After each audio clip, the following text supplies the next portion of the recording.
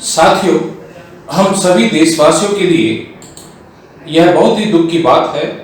बहुत ही दुख की खबर है कि उत्तर प्रदेश के लखीमपुर खीरी में भाजपा के गृह राज्य मंत्री की यशस्वी पुत्र द्वारा एक सभा के होने जा रहे कार्यक्रम से पहले जो किसान तीनों कृषि काले कानूनों के विरुद्ध लगातार तकरीबन 10 अवधि से भी ज्यादा अवधि से महीने से देश के विभिन्न क्षेत्रों में विषम से विषम परिस्थितियों में लगातार शांतिपूर्ण तरीके से अपना विरोध प्रदर्शित करते आ रहे हैं, उसी संदर्भ में वो लखीमपुर खीरी में अपना शांतिपूर्ण विरोध प्रदर्शित करने के लिए इकट्ठा हो रहे थे। किंतु सत्ताधारी भाजपा के सांसद पुत्र और सांसद पुत्र के सहायकों द्वारा उन पर अपनी कार द्वारा कुचला गया, जिससे 3 से ज्यादा किसान भाइयों की मौत हो गई और बहुत से किसान अभी भी बहुत ही गंभीर परिस्थितियों में घायल अवस्था में। यह देश को झकझोर देने वाली वह तस्वीर है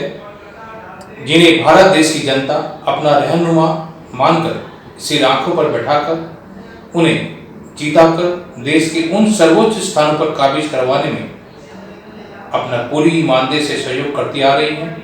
और वे हैं कि सत्ता के नशे में इतना मदमस्त हैं कि उन्हें देश के लाखों अन्नदाता किसानों और अन्नदाता किसानों की समस्याएं ही नहीं नजर आ रही हैं। लखीमपुर खीरी की इस घटना के पता चलते ही अखिल भारतीय पार्टी के हमारे राष्ट्रीय लीडर श्री सुनील बालियान भारतीय जी, जो अखिल भारतीय पार्टी की एक कृषि समिति भारतीय किसान समिति के बैनर तले सुराज से ही अन्नदाता किसानों के साथ कंधे से कंधा मिलाकर खड़े हैं। दिन प्रतिदिन हर परिस्थितियों में अन्नदाता किसानों के शांतिपूर्ण आंदोलन में पूर्ण सहयोग देते आए हैं। वे तुरंत इस घटनाक्रम की सूचना मिलते ही लखीमपुर खीरी के लिए निकल गए, जहां आपने उन्हें राकेश टिकैत जी के साथ देखा भी होगा। साथियों, लखीमपुर खीरी में किसानों के साथ हुई घटना की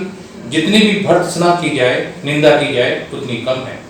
अखिल भारतीय पार्टी के हम सभी सदस्य इस पूरे घटनाक्रम की घोर निंदा करते हैं और वर्तमान सरकार से मांग करते हैं कि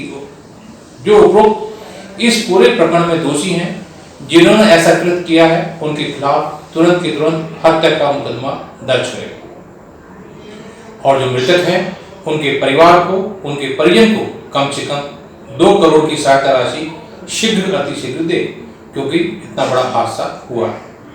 अब जहां तक बात आती है अपने कर्तव्यों एवं अपने अधिकारों की, तो हम सभी छोटे से छोटे और बड़े से बड़े साधारण से लेकर असाधारण जिम्मेदार भारतीय नागरिकों को यह भली बात समझ लेना चाहिए कि जो भारतीय संविधान हमें चुनाव के समय तय समय के लिए हमारे जनप्रतिनिधियों को चुनने का अधिकार देता है, वही भारतीय संविधान हम सभी देशवासियों को सरकार द्वारा लिए गए उन फैसलों के खिलाफ, जिन फैसलों से देश के ज्यादा से ज्यादा देश के नागरिक प्रभावित हो रहे हों, या सरकार द्वारा लिए गए उन फैसलों से ज्यादा देश के विशेष नागरिक प्रभावित हो रहे हों, या ज्यादा नागरिकों की असहमति हो, भारतीय संविधान ऐसे उन सभी देश के नागरिकों को अपनी जायज मांगों के लिए शांतिपूर्ण तरीके से अपना विरोध प्रदर्शित करने का पूर्ण अधिकार भी देता है। अन्नदाता किसान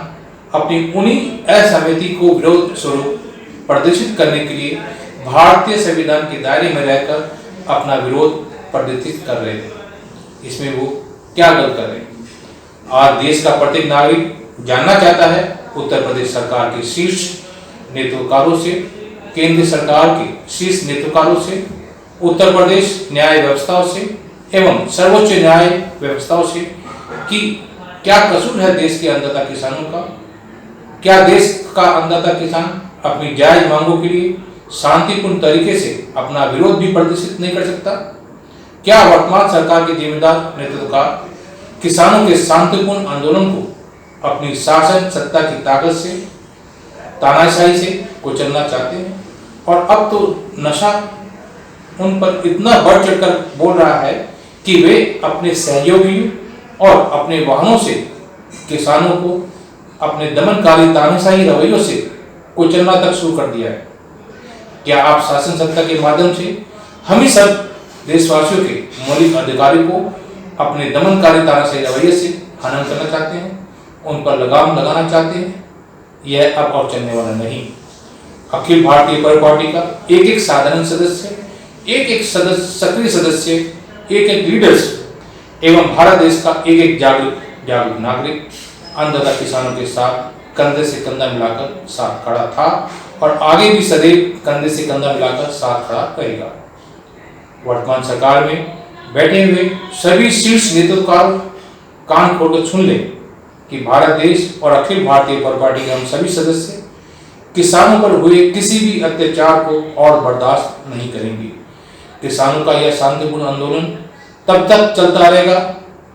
जब तक वर्तमान सरकार ये तीनों कृषि काले कानूनों को वापस लेकर समाप्त नहीं कर देती है।